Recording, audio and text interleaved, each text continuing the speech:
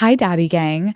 Before we get into today's conversation, I just want to share a content warning. This episode is going to include discussions of domestic violence, sexual assault, and abuse, as well as references to substance use. If you or someone you love need support, I have included resources in the show notes, so please take care while you are listening to this. Welcome to a very, very special Sunday session. I am so honored and grateful to be bringing you this episode today. For those who don't know, today, Sunday, March 8th, is International Women's Day, and I am really excited to use today as an opportunity to highlight some truly amazing and incredible women. I am going to be sitting down with two women who I have gotten to know through working with an organization called Harvest Home. I began working with Harvest Home pretty much immediately once I started the Unwell Foundation. I was looking to partner with groups that put women's issues first and centered conversation around mental health and provided necessary resources for underprivileged groups. International Women's Day feels like the perfect time to honor Harvest Home because this is an organization that really reflects what's possible when we as women show up for one another and find strength in leaning on each other. Harvest Home is a safe haven for women who are pregnant and experiencing homelessness. They open their doors to mothers and their children. They provide housing, therapy, financial programs, and so much more to equip these mothers with everything they need during an extremely vulnerable time in their life. From getting to know the stories of the mothers in Harvest Home, one thing I've found is so many of them are coming from unbelievably challenging situations, ones that are often out of their control. Many of them are survivors of domestic abuse. Many of them are breaking long cycles of generational trauma. And all of them are looking to put the health and safety of their children first. And so today we will be joined by Sarah, who is the executive director of Harvest Home, and by Angie, who is an alumni of Harvest Home that has offered to share her story with us. I hope through this conversation that we are all reminded that women supporting women isn't just this buzzy thing for us to throw around. It is something that can actually be transformative and powerful in its impact, whether it is your friend, your mother, your sister, your neighbor, your coworker. Every single woman in your life is navigating something that they could use support on. And just showing up for each other actually matters so much more than I think we even realize. So with that, I am at Harvest Home today, and I am so honored to be having this conversation, and I hope you will all enjoy it. Call Her Daddy is brought to you by Ashley. I love being able to look around my home and genuinely feel like every little detail reflects who I am and what my style is, because your home should feel personal, right? That's your space. It's where you live, where you eat, work, relax, sleep, laugh, cry. All of the things happen there. So Daddy Gang, whether you're moving to a new place or it's just time for your home to feel more like you, Ashley has your back. Ashley has styles that balance timeless appeal with modern trends to bring your personal look to life. And not only do their pieces look great in your home, they actually fit your lifestyle. They have features like stain-resistant performance fabrics. Pieces are super durable and easy to clean, right? Some covers you can even just stick in the washing machine, which I love as someone who has a dog, okay? 2 dogs to be exact. And if you're someone like me who has dogs, right? There's no part of your home that they can't be a part of, okay? Henry and Bruce will be sitting on the couch with me at all times. So I need a little help in that department. Also, if you love to host, you can now feel safe drinking that red wine on that white sofa. What a concept, okay? You don't need to be hovering over everyone, and you don't need to be stressing. You shouldn't have to sacrifice style for function in your home. Ashley has furniture that's well-made, affordable, and actually built to live in. Plus, they offer fast, reliable, white glove delivery right to your room of choice, which makes the whole process feel so easy. Visit your local Ashley store or head to ashley.com to find your style. What is up, Daddy Gang? It is your founding father, Alex Cooper, with Call Her Daddy. We are at Harvest Home today, and I'm joined by Angie and Sarah. Thank you guys so much for joining me, and welcome to Call Her Daddy. Thank you for having us. Okay, first, I just want to kick this off with you, Sarah. To someone who may not be familiar today with Harvest Home, could you give a little background of what this is? Absolutely. So Harvest Home is a nonprofit organization here in Los Angeles, and we work and serve unhoused pregnant women. So we have 2 homes here in LA where women come in and we help them with all of the physical needs that they need to get back on their feet, but also really just helping them to be equipped with the tools that they need for motherhood. Yeah. And what are the types of services that Harvest Home provides for women? Yeah. So first and foremost, the physical needs. Obviously, if someone's been, living in the streets or coming out of instability, being able to have a safe space. And I do emphasize safe, that it's not just, being in a shelter. I think one of the things we really pride ourselves in is our homes feeling like home, and women really feeling valued and supported and seen when they walk in our doors. And so providing that sense of physical safety in the home, but then all of the other things, we provide healthy food and healthy meals. And because we are maternity focused, it's also everything you need for a healthy pregnancy. So we have, all the classes that are necessary. We have doulas that come in. We have therapy on site. So really, actually in my own journey to motherhood, I was like, oh, this is expensive stuff. Harvest Home really does provide a lot. You're like, I could have used this kind of stuff. 100%. Yeah. And can you explain what situations or dynamics would typically lead a woman to come to Harvest Home? It looks a little different for everybody. I would say the common thread is either experiencing homelessness, being unhoused, or some other type of housing instability. So sometimes it is a woman who's been physically living on the street. Sometimes a woman's been in a car, or more often than not, what we see is somebody who's been couch surfing, from place to place. Maybe they wouldn't even have said they were experiencing homelessness until they're pregnant and realize ooh, I need some stability. And also people and women who are walking away from unhealthy, unsafe relationships. Yeah. So those are some of the biggest things we see. Angie, when did you first come to Harvest Home? I came to Harvest Home in 2023. 2023. And what do you guys remember about first meeting each other? I was really nervous at first just because I didn't know what to expect. I didn't know how it was going to be, because I had been in and out of so many programs, shelters and stuff. So I was just like, well, how is this going to be? Yeah. So I was just really kind of meeting it with an open mind and gratitude, obviously, because I was coming from the street, basically in a car, like she mentioned. Mm-hmm. And when you got here, what ended up being your first impression of Harvest Home? Man, how was that? A breath of fresh air, It was safety, comfort, and just being able to relax and sleep without being worried of I had to look behind my back or anything like that. I was safe in a place on a bed, stretched out fully, not in a car, and I was just secure, safe. It's incredible to finally feel that in your life after probably feeling so unsafe for so long. Yeah. Sarah, through our work together, you have shared that domestic violence is the leading cause of homelessness for women. 80% of unhoused mothers have experienced domestic abuse. What are some early signs that a woman might be in an unsafe relationship? Such a good question.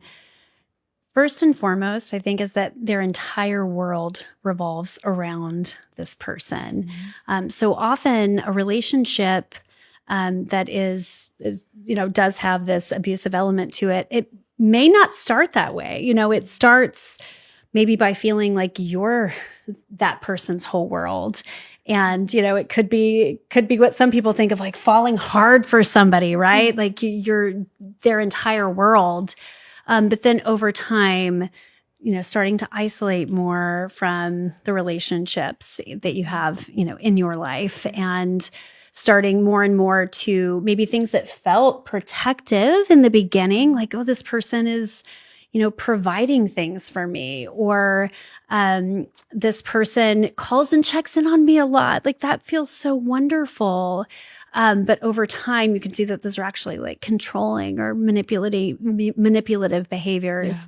Yeah. I would say though, more than anything, it's those early signs are more visible to people on the outside than they are often to a person inside of a relationship. Yeah, that's a great point.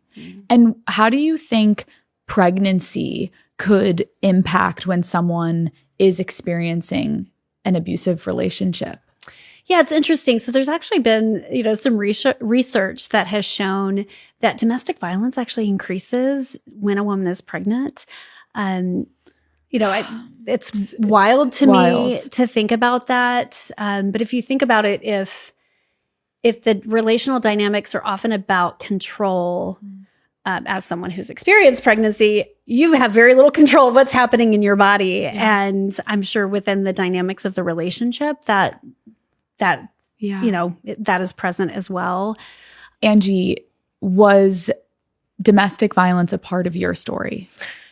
100%. Yeah, absolutely. I think it shaped my whole history of relationships because I had never experienced that until I did. And then when I did, it did such damage that I felt that's all I deserved because I ended up believing what the person was telling me, When was the first time that you experienced abuse or mistreatment from a man? We can say that since I was like 5, really, if we want to get into it. Yeah. That was mistreatment, sexual abuse. That's mistreatment, right? Yes. That's the first time I actually experienced it. But when I became conscious and aware and a willing participant to the relationship, that was when I was like 21. And did you ever feel like your childhood informed, maybe subconsciously, like some of the partners that you were choosing? Yeah, absolutely. 100%. Since there was so much objectification and sexualization when I was a child, it made me believe that I had to be desirable to the opposite sex in order for me to feel worthy, right? And I've discovered that through therapy and counseling over the years. But if you didn't want to fuck me, I didn't feel hot, right? I didn't feel worthy. Can I curse? I'm sorry. Yes, you can curse. Do your thing, girl. Got you. If you didn't want to, sleep with me, I didn't feel like I was good enough, so that also branches off into separate things like self-image issues, self-worth. It can even develop eating disorders or anything like that. I developed a lot of anxiety. So yeah, definitely my childhood, shaped the relationships that I got into. What was your first serious relationship like? I was in high school. And I was with him for I think 2-3 years. I lost my virginity to him. And he was a little older and I was in high school still. So I was sneaking out of my house to go, spend time with him and go drink and smoke and do things that we were doing. And, I started going towards the older boys, just because that felt like was comfortable. I felt, like I had a way in. I'm sorry. No, it's okay. I think it's a very hard thing to describe as a woman. And I think I've spoken to so many women about being attracted to older men. There is, almost back to what you were saying about, there is this desire. You feel worthy. You feel like I'm special. There's something about me that he wants me for a reason, and I'm mature and I can hang out with them and I'm different. And so it does play into our insecurities as a young woman. Don't fault yourself for that, because there's so many women who get into those situations, and you can, look back now and be like, oh my gosh, I could see it. But at the time, you're just going off of your heart and what you felt. Yeah. When you would, you know, find yourself in situations that you started to realize, okay, this is not healthy, this is abusive. I think abusers typically try to isolate and control their partners, right? You referenced that. How was that personally for you showing up in relationships, Angie? So I was already isolated from the jump because I had moved from California, where I was born and raised, and I had my family and graduated from high school. Everything that I knew was in California. So I moved to Washington State after my mom moved there. So I was all alone, right? And I started trying to meet new people, and I met this person, and I should have gone with my first gut instinct, because my first gut instinct said, I don't really like how you do things. And I said, I don't want to fuck with you anymore. And he got really upset, right? We didn't talk for like 6 months. I ran into him again, and he approached me in a different way. And he got me. I was like, oh, maybe I was wrong about you, right? But he played me like a little fiddle, man. And yeah, he approached me a whole different way. And I was already isolated. I only had my mother there. And then eventually she moved back home to Honduras, and it was just me and him.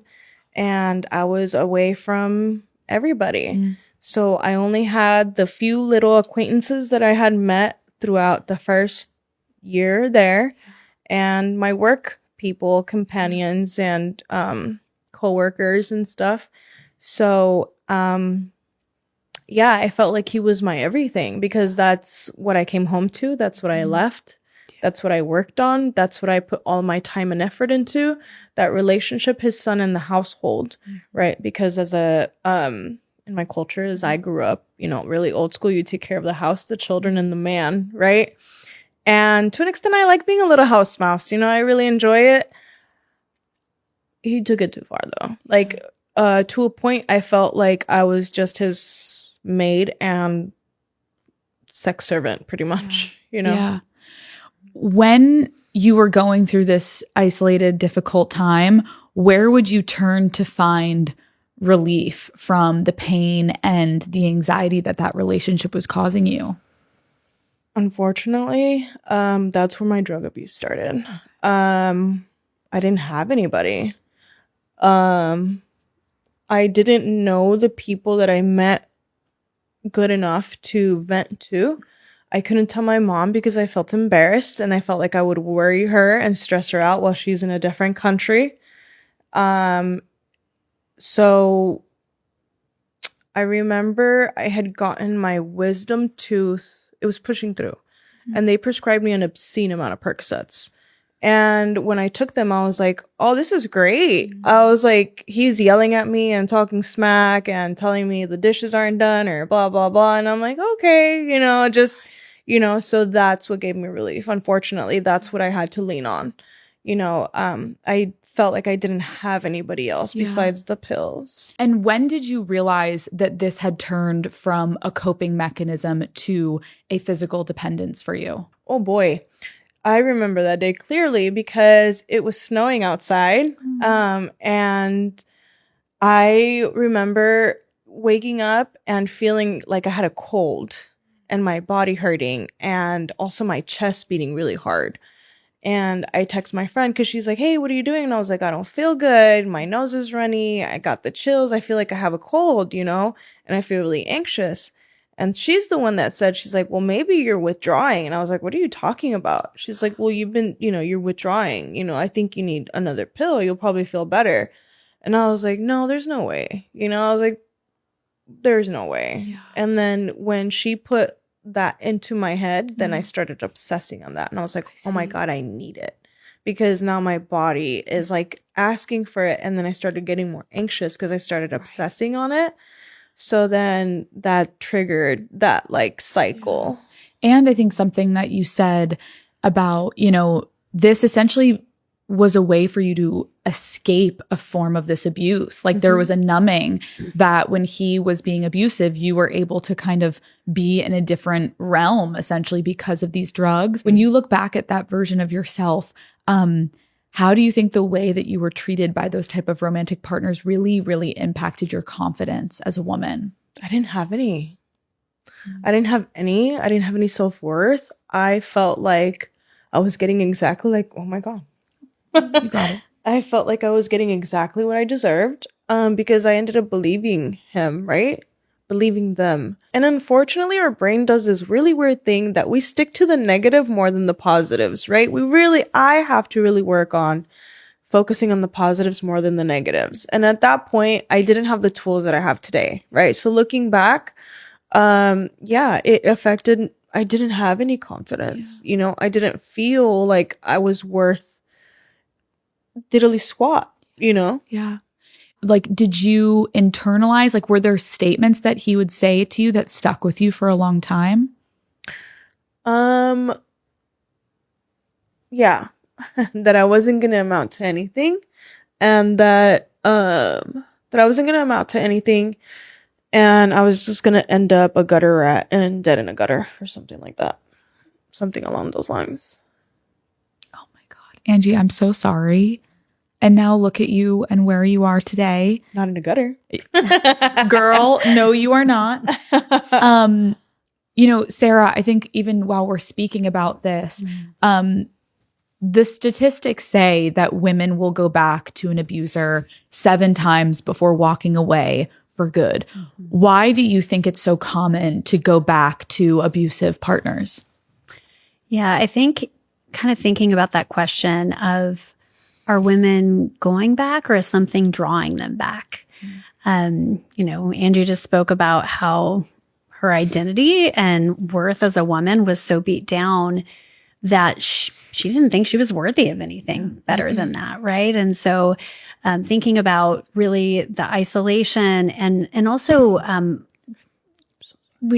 hasn't really spoken to it, but the financial abuse is huge. You know, one way of isolating and is essentially controlling finances, right? So if you don't have a pathway, if you don't have money, then if your option is living in a car or being back in a house that's unsafe, maybe the house doesn't sound so bad at this point. Yeah. I can think of, we had a resident many years ago who was, her stepfather was her abuser.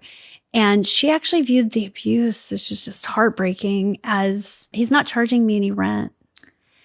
And so these are the stories that that women tell themselves, the stories that we tell ourselves, that we think that we're not worthy of anything more than this. And so, what is that phrase? Like, the devil you know is better than the devil you don't. Like, the known chaos, being in that environment actually feels sometimes more safe than stepping out into something that's completely unknown. Right. Understandably, a lot of women, it feels like the safer option to stay. How does Harvest Home provide safety for women getting out of these really dangerous situations? Yeah. So, I mean, Harvest Home is not exclusively a domestic violence shelter, but often women coming in, have had this experience. And so, I mean, the first thing is just making sure that both of our homes are confidential addresses. All of our residents start out at our home in Venice, and we ask that no one disclose that location for like the first 30 to 60 days that they're in the program, because often what comes up is women don't even always recognize that they've been in an unsafe relationship. And so one of the very first things that we do, our group therapy, actually at our Venice home, we do a curriculum. It's called Seeking Safety. And it is from a very basic fundamental place, being able to define, what does safety look like? And the number of women who walk away from that course and go, oh, I didn't realize, one, I didn't realize I experienced that as a child. I didn't realize I watched my mom, every relationship she's ever been in, just that. And so starting from a very foundational place of defining what safety looks like. But then I think it's really is helping women. Angie spoke to like just feeling unworthy, and starting from that place of, we believe in you even before you believe in yourself. So helping women, through therapy and through, the classes that they're partaking in, to really work on those core beliefs and those core wounds, and to really, kind of untie this knot of, I think often women think, well, even walking out of a relationship that's unsafe, it feels like, well, something's wrong with me or I wouldn't have been there to begin with. And I know we just lightly touch on this, but I do want to get a little bit more into, I think there are people who have never experienced abuse before, and it may be really hard for them to understand, like, but why wouldn't you just leave? Like, just leave. And I think that's like a common rhetoric we see often where people are like, okay, but she could have just left. Like, why did she stay?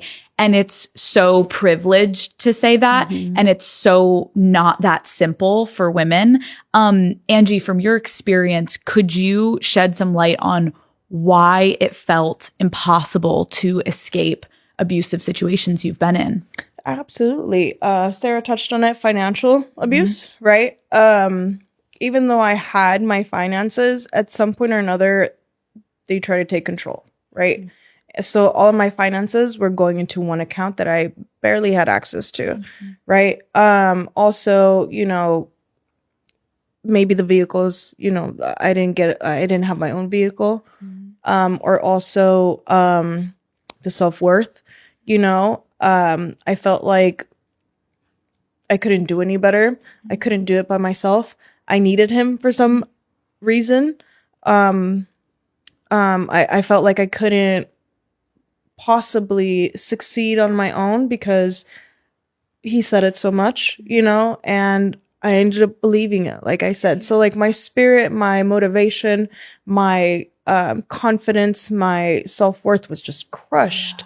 And I don't think that people realize how much verbal abuse has an impact on people.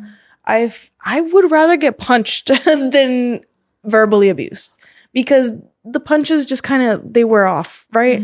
But the words have such a deeper cut, especially when they're met with such hate and their personality and in the way that they say it, or how they're talking to you in such a derogatory way.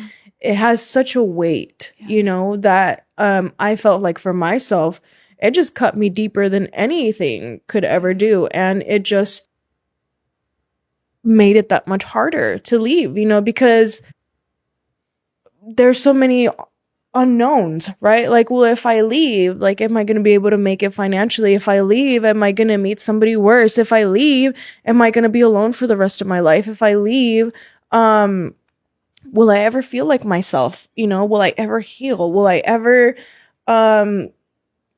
be better? So there's just so much unknowns, and the feeling and the pressure of the unknown and the change is so scary sometimes that we rather sit in the misery because it's comfortable and it's familiar, just like Sarah was kind of touching on. And I feel like from people I've also interviewed, I think that there's verbal abuse and physical abuse. There's an element of brainwashing that happens because it's like your whole reality is distorted because you are isolated, because you are alone, because this person is in a position of power and they are abusing you. Day in and day out, your sense of self is chipped away at.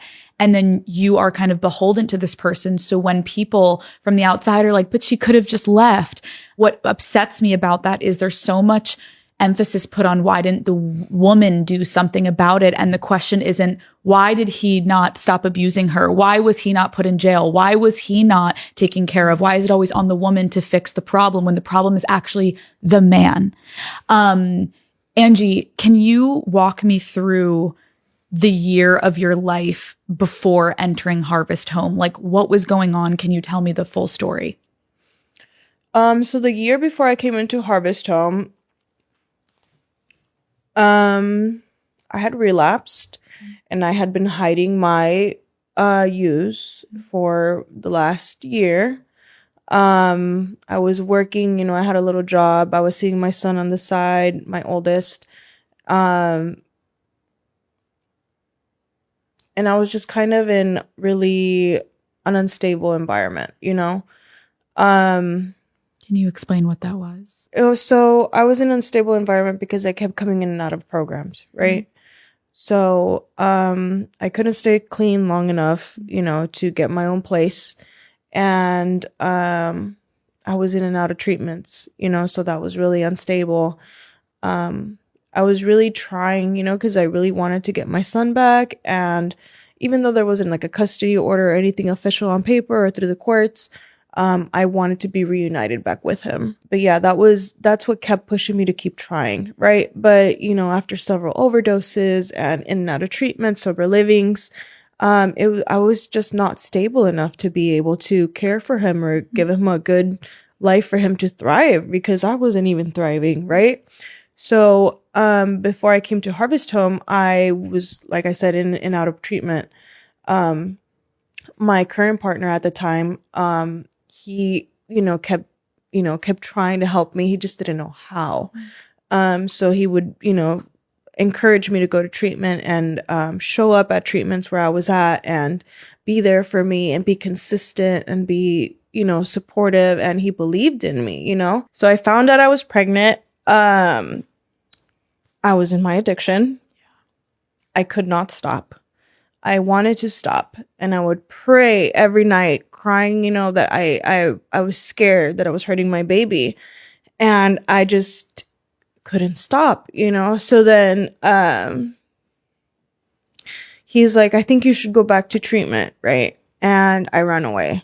So that's how I ended up sleeping in a car, out on the street. For a few weeks, and then I knew something had to change, so I started Googling places. I was too far along to go into detox without risk of losing my son, and then I was too far along to go into a treatment, right? And nobody else would take me. So then I found Harvest Home. I called them, I did the interview, and then I was really hoping that, they would call me back, and they called me back the next day with an in-person interview. And then they interviewed me in person, and the person that interviewed me, it was such like a spiritual thing. Like every time I talk about it, I always cry. Because I remember being so desperate for help and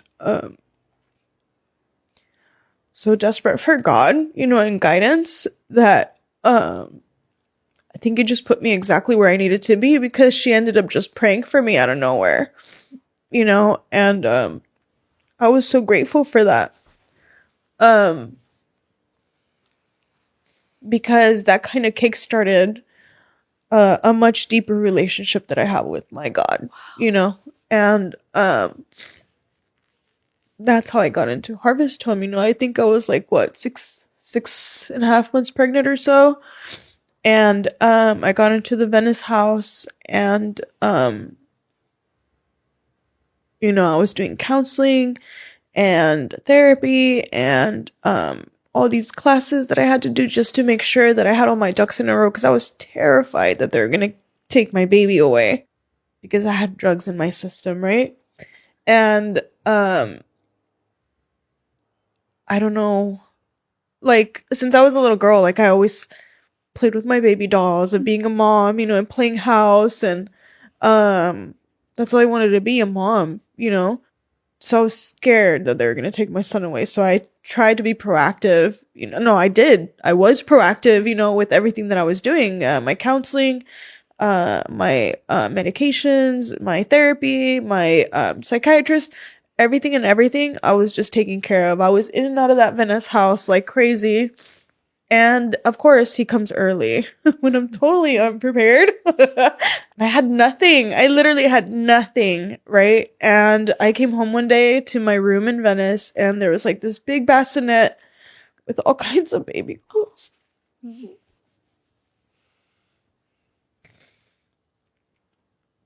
With all kinds of baby clothes and bottles and like bibs and everything that I didn't have that I needed, I was so grateful because he came early. And they were telling me that there might be some risks of him like withdrawing them, from birth. And I had heard so many stories from being in and out of the rooms of NA. You hear stories and you hear people of their babies like, being addicted and growing, withdrawing when they were born. And I was praying every night in my room that he would be okay. By the grace of God, he didn't experience one single symptom. Wow. Oh my gosh, Angie. He was a whole month early. No withdrawals, no breathing problems, no stomach problems, nothing. I knew I would never, ever touch another drug in my life. I was like, he had given me such a miracle and such proof of his presence that I was like, I'm never turning back. I'm always going to go forward, and I'm not going to give this gift up ever. Because I didn't care for my life, of course, because I was just doing such reckless things during my addiction. But he was born and nothing happened. I was just like, never again. Such a blessing. Wow. Big time. I thank you for sharing that story, because even just you talking about that, and I'm sure everyone watching and listening, like, I can see understandably how hard you were being on yourself because you have this baby coming.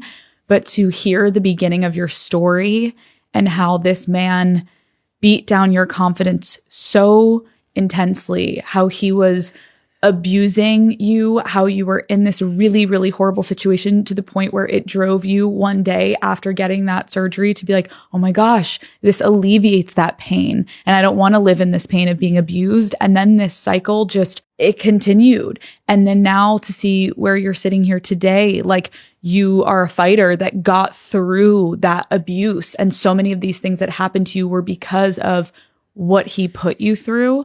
And how beautiful that you were able now to give your child this better life. And it's because of you. It's not because of him. It's because of you and the work that you did on yourself.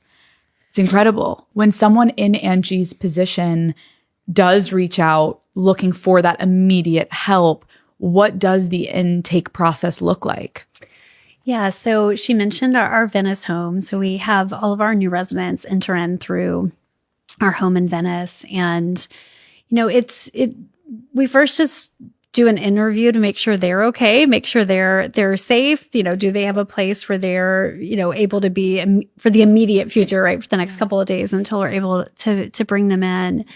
But it really is just a conversation of like, where, what is happening in your life? What are the needs that you have? What are the goals that you have? How can we support you in those things? And really the entire design of our home in Venice is really just providing a place for women to feel safe and to stabilize. And so our goal is to help women, come in as quickly as possible.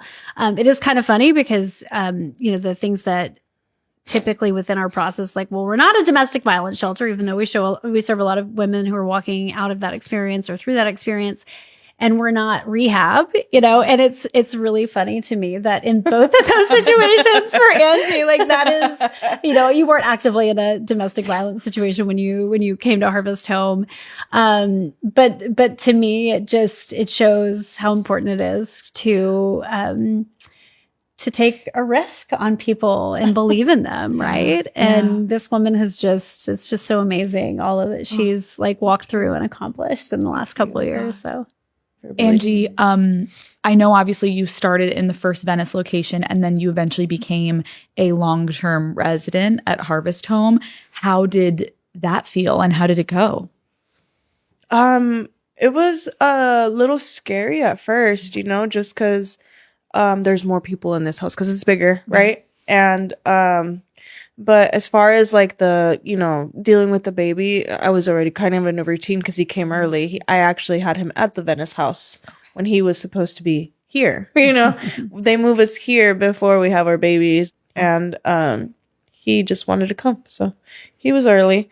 But when I came here, I was already kind of ready, in a routine of the baby, right? But then when I started doing the groups with the other moms and the other babies and seeing each other's process and progress and process with the babies and, being able to bounce off like concerns and ideas and like, just kind of check in on each other. I'm like, hey, I heard you had a rough night last night because, I was up too, like, are you okay? And you're like, yeah, I'm good, or just kind of being there for each other, because as a new mom, not everybody understands unless you've been through it or you're in it. You know what I mean? And a lot of my friends and support system, their children are older, so they're not in the infant toddler stages, right? So having somebody to be, in with it, like we're in it together. We're doing this thing together. We're doing it at the same time. It just gives you kind of like more confidence and like strength to do so. I was like, well, if she can do it, I can do it, right? Kind of like bouncing off of each other. And I've met so many wonderful women in here, like with just such big, caring hearts. It's just a blessing, and to see their children grow and to see them grow with their children, like as a mother, as a woman, as whatever they're doing in their field, it's so cool, to see them blossom to who they really are, especially from hearing their stories of where they came from. It's just like, yeah, girl, get it, like that's right. No, it's obviously, I think there's nothing more powerful than community through women to uplift each other. Can you remember a time where another woman here really helped you through a difficult time during those first initial months of, having your son? Yeah. I think I really do well on praise, right? I found that out. I think everybody does to an extent. And I remember this woman was so genuine with her admiration towards me, I guess is the word, that it made me feel so good that I wanted to keep doing better. You know what I mean? And she was so like, you are so strong. I always see you. You're on top of your stuff and you're in and out and you're always busy and you're always doing something. And I know that if you can do it, I can do it. She's like, I always looked up to you. And she is just such a sweet, sweet, kind, loving person that I gravitated toward her too, because she was so strong. And even her story too, she's the gentlest woman I think I've ever met, and she helped me a lot through a lot of times that she probably doesn't even know that I was struggling mentally. And she would just come up to me and tell me random little things. She's like, damn, she's like, I really admire how you do A, B, and C, and she probably has no idea that like that helped me so much. And also hearing, Angie, from the years that you experienced the complete opposite of people telling you you weren't worthy and you weren't going to amount to certain things, like to have other women that have no agenda other than just being honest, being like, I recognize these beautiful parts of you. How amazing then you are internalizing those finally for the first time in a long time. And you deserve to internalize those because they're accurate to who you are as a woman. How do you think when you look back at your time at Harvest Home, did your confidence shift from what we did initially talk about, where it was you didn't have that confidence at all? Oh boy. It's a complete 180. I still struggle, with my little negative talk. But yeah, like, because, Harvest Home, like, we cook for each other, right? Like we cook like once a week for each other. And, I forgot how much I love to do that, right? So like certain little things that they implement here in the program that kind of reawaken some things in you, right? Like whether it's exercising or crafts or cooking or just being with the littles, and I think the cooking really helped me get into that a lot because it's such a love language for me. Like I've always loved cooking and I love cooking for everybody else. So like that made me feel so capable. And the kitchen makes me feel in control, because I know what I'm doing with these things and I know what the timing of everything is. Like, so it's my little center of control, right? Like I can't control anything else, but I can control how this dinner is going to look, right? So, that helped me a lot personally, the cooking, especially, when everybody enjoyed it and they weren't faking it, know? So that was even the best thing. Like I remember one of the girls was, the first meal I cooked, I think was like a marry me chicken or something like that. She's like, dang, that chicken was fire. And she had never talked to me before, right? She was like, that chicken was fire. She's like, and that rice was perfect. I was like, I've been making rice since I was like 8, you know?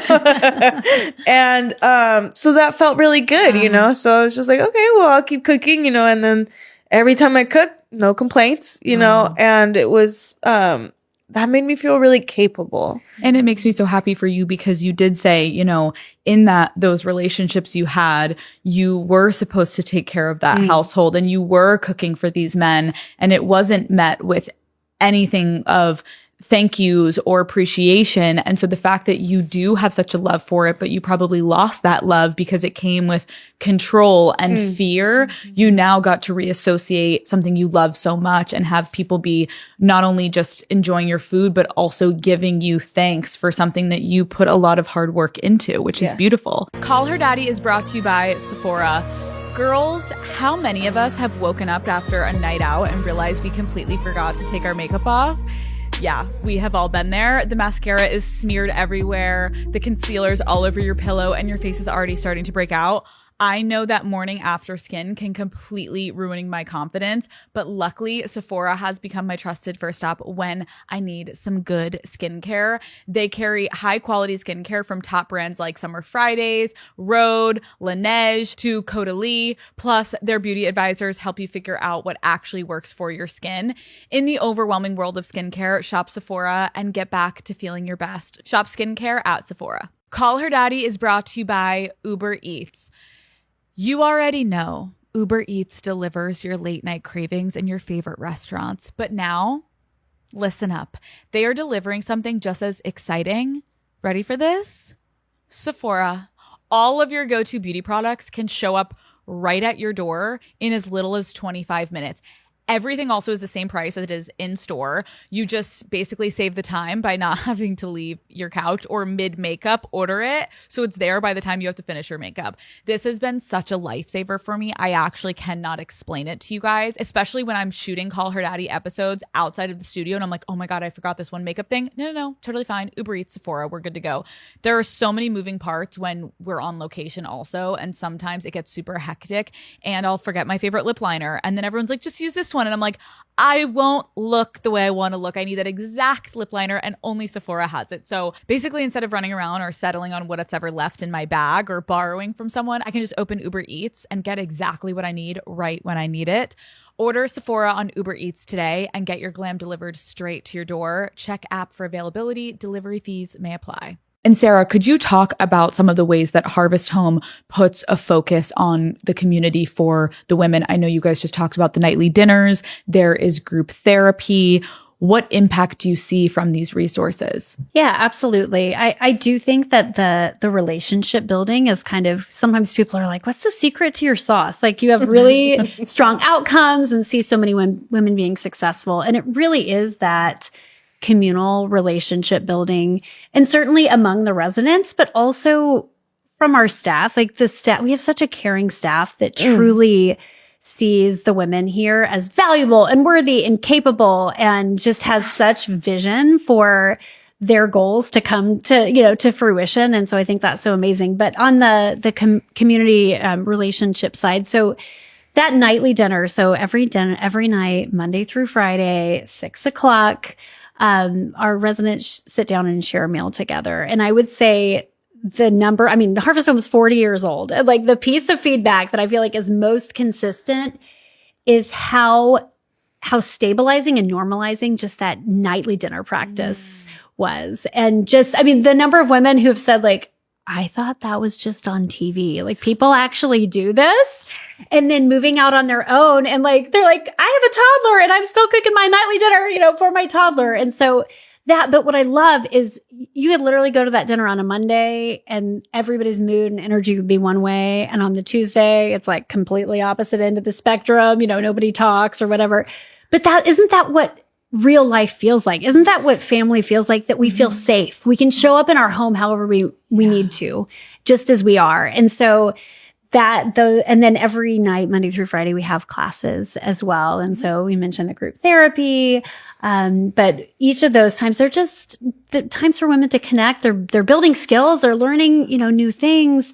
But I think what it solidifies over and over again is I'm not alone. Like there's other people who are walking through this same thing. And then, like Angie mentioned, like it's the moments in the kitchen in the morning where like two bleary-eyed women are like, oh, yeah, I heard your kid last night. You heard my kid, and those things are just like, oh gosh, these postpartum bodies, like, whoa, I didn't expect this to happen.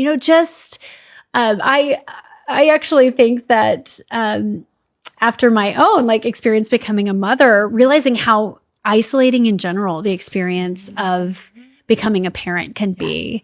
And so what a gift it is to really be able to, I consider it such a gift to be able to have community with our residents here. And it's just, it's really wonderful. It is really beautiful. When we volunteered here, seeing these women, the way they interact with each other, the respect that they have for each other, the community that you have built here and you have built here with all these women, it is really inspiring. Angie, I know eventually, obviously, you left Harvest Home because you were ready for independent living.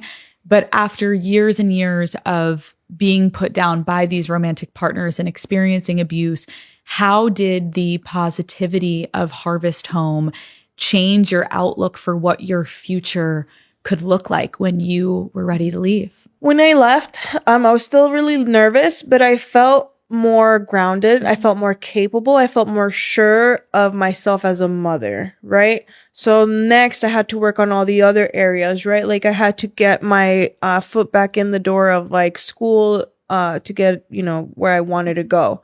And it gave me the confidence to do it. It gave me the confidence to actually be like, yeah, I can do that, instead of like, oh no, I don't know if I can, or making excuses, because I'm good at making excuses for myself, or no, I have a kid, or oh no, I can't do it with my son, or blah, blah, blah. No, Harvest Home gave me the confidence to say, I can do this and that and more. Yeah. You know what I mean? And I did. Like I was able to go to school. I finished my course as a peer support specialist, medical peer support specialist. And I'm going to take my state exam soon, and I'll be working in the field soon. I'm not sure where I'm going to end up at, but I'm confident that it'll be okay. I'm not terrified by the future, and I'm not like super scared about it, So it gave me like a good footing. It gave our relationship a good footing to start off on, and to continue to seek help, which we have. Me and my partner he's in counseling, he does his therapy, I do my counseling, I do my therapy. We keep up on our agendas, like we do things differently. We hear each other out. It's the healthiest relationship I've been in. We've had our ups and downs, but that wouldn't have been possible, without the experience that I had here, without the therapy, the classes, the hope, the hope that I got here, the courage, they believed, like she said, they believed in me before I did in myself. Right? They loved on me until I could love on myself, because I'm always the one to love everybody else, and I forget to fill up my own cup, and they're always on, well, what are you doing for yourself? What are you going to do for yourself tonight? What are you going to do for you today? And they always bring me back to self, right? Because that's where it starts. That's where everything begins within me, it's been invaluable.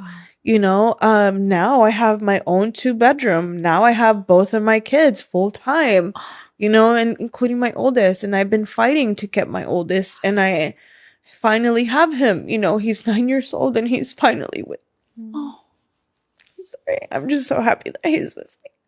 I'm so happy for you. How did that feel when you finally got custody of both of your boys? Surreal. I was fighting for it, and it just happened in an instant, and I was just so happy. And we're building we're starting to build our routine, we're starting to build our little schedule with my son, my oldest Draven, and he seems so happy there. He never wanted to go home anyways, and when he did come and visit, And that's why I got the 2-bedroom, to be able to have the space for both of them. And I want to give them what I never had. I want them to be able to have their voice. I want them to have a choice in what they want to do. I want them to feel safe to come to me to tell me anything, right? And I've been practicing that with my oldest, because through the transition between coming with me and coming from his dad, there's a difference, and there's some, issues in between that we're, kind of smoothing out in the process. Mm-hmm. But I just love that I'm present enough today, that I'm here enough today as my whole self to be able to be there for my son. Like, my mom tried, and she did the very best she could. And I love my mother. But today we have more tools. We have more knowledge. We have more information, right? So, I want to carry all of that I want to pour all of that into my son. And I want to, make him realize what Harvest Home made me realize. You are enough. You are worthy. You can do whatever you want. So to be able to pour what they poured into me, into my children, means a lot to me, because it's done a lot for me. And I want that for my kids, Well, they are very lucky boys. They have a very strong mother who has fought so hard to be able to be present for them and be there and change the course of your history and, transgenerational trauma and what your mom went through and who you are today. Like, that takes strength and that takes true effort. It takes pain. It takes time. It is not easy. I think a lot of people think, oh, well, then just get better. And it's like, this is for the rest of your life. Like, we have to work on ourselves for the rest of our life. And it can either be scary or you can embrace it. And it's so clear that you have embraced this part of your life, and it's going to change yours and your family's lives, which is so beautiful. I also think, in wrapping up, one of the last things I do want to emphasize, because I think this is so applicable to everyone who will watch this episode, is the power of women and community. And obviously, there's a lot of times where women can feel pitted against each other and we can feel like there's competition in a room. But Harvest Home and your story today is such a testament to, when we do come together as women, how powerful it can be and how we can actually get ourselves out of these horrible situations that we should have never had to have been in the first place, but it happens. If you guys have any advice maybe for people listening, if someone is, watching and they have a friend who is in a toxic or abusive relationship right now, how can a friend be there to support their friend through that time? Like, what's the right way to do that in your opinion? Keep showing up. That's what I would say. You touched on that number of how many times it takes for someone to actually walk away. Also shared early on in our conversation about how isolating, those unsafe relationships can feel, and, keep showing up. Just keep showing up. Don't always, and it doesn't, every conversation, it's to what Angie just spoke of wanting her children to feel safe coming to her. Be the person that people feel safe coming to, without judgment, without shame, without harping on the boyfriend or the person all the time. Be the safe person. Keep showing up. Yeah. Angie, do you have any advice that you wish you could go back and share with your former self? Don't go with that guy. Don't do it. Listen to your gut. Definitely that.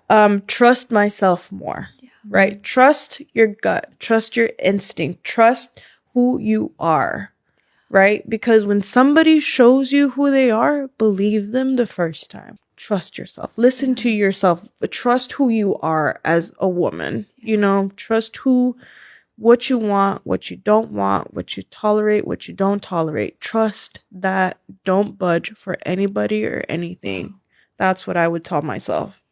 It is so beautiful that you are at a place where you can be sitting on this couch and giving advice to women, right, who may be in a position where you were years ago? Like, how does that feel? I I have no words, honestly. I never thought I would be here because I believed that for so long that I was gonna die a gutter junkie, you know? I believed that for so long. So now that I'm here today, it's surreal. I still don't know how to feel. I'm sure I'm awake. That hurt. Like pinch myself. Yeah, okay, we're good. Yeah. It's just surreal, you know, and I'm so glad that my my friends were right. You know, like my biggest asset is my story, and my story is the biggest thing that can help somebody else. And for a bit, like a long time, I'd be like, I don't have anything to say. I don't have anything worth blah blah blah. Again, that's just my my little negative side talking, and I've put work into that, into just kind of brushing it off, be like, that's not true, you know, like so those positive affirmations, the confidence building, the it takes some effort, it takes some time, it feels weird at first, but it's worth it, because now, like, I believe it, and I don't believe the negative anymore. I don't focus on the negative. I focus on the positives, you know, like those little glimmers during the day.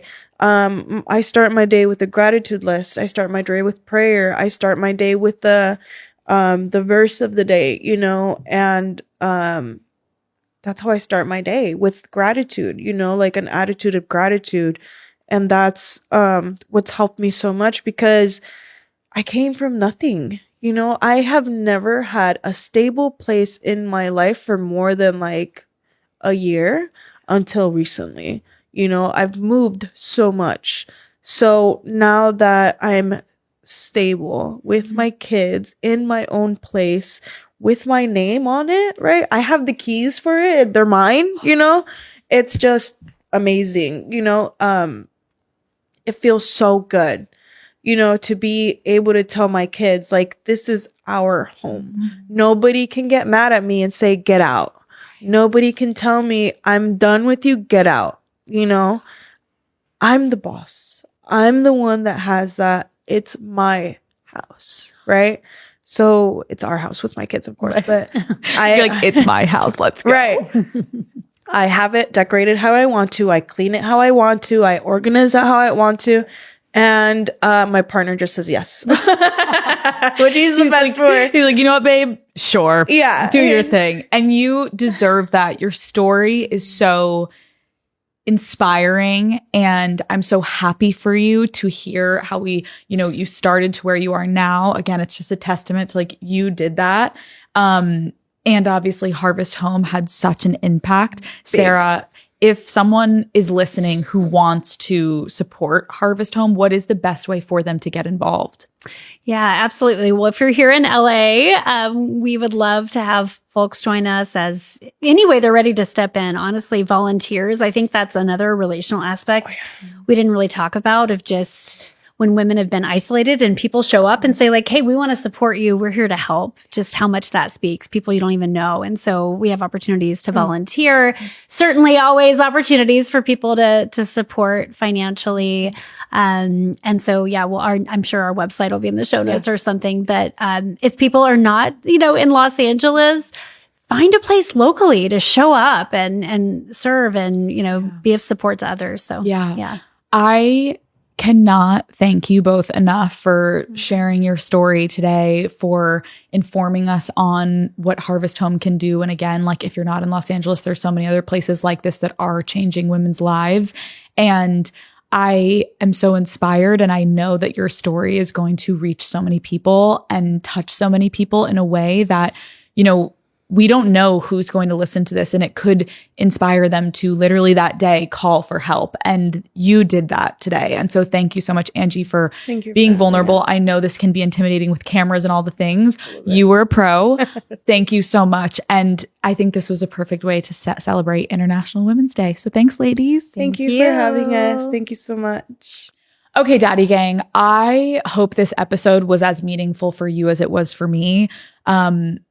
As women, our community with each other is vital to our success in this world. That is a fact. And when we choose to meet each other with kindness and sensitivity instead of judgment, the impact can be genuinely life-changing, as we just heard today. To anyone watching today who saw parts of themselves in Angie's story, I want you to know that you are not alone, whether you are struggling with an abusive relationship or unstable living situation, or maybe you're just in a really challenging time of your life. You deserve support. You deserve compassion. There are so many resources out there that literally exist because you should not have to navigate this without community. In the show notes, I have included contact information for the National Women's Shelter Network, the National Domestic Violence Hotline, the Rape, Abuse, and Incest National Network, and the Crisis Texting Line. If any of those could be helpful to you, I highly encourage you to reach out. And for those watching and listening who are in a position to give back, there are a ton of ways to get involved with both, yes, Harvest Home and the Unwell Foundation. I can put more information in the show notes. Whether it's financial support or volunteering, truly anything helps to make an impact. So I love you guys so much, and I am so grateful that we got to share this together today. Go call your girlfriends, check in on your loved ones, and remember that the community of women around you truly is everything. Daddy gang, I will see you guys on Wednesday. Love you. Bye.